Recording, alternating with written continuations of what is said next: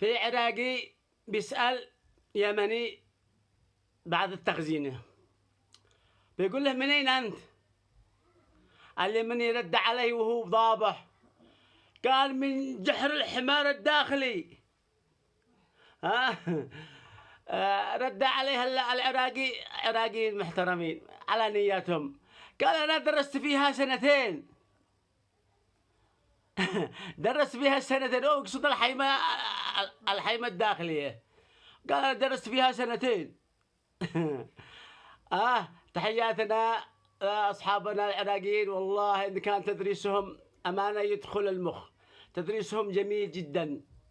والعراق ناس مثقفين وناس شعراء وناس يرفعوا الراس، الله يحفظهم. أصدقائنا بالعراق وأصدقائنا في الشام، وتحياتنا لكل عربي حر. تحياتي.